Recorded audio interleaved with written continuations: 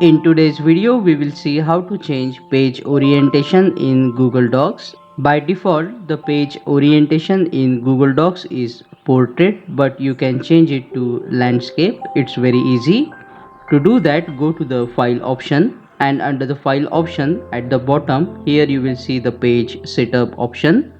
In this page setup option, if you click on it, you will see this option orientation. By default it is portrait. You can now select landscape here, and if you want this document and other documents to appear in the landscape, you can click on set as default.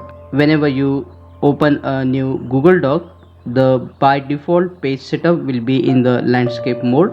If you don't want a default setting of a landscape mode, then don't click on this and just click OK, and the current document will change the orientation from portrait to landscape.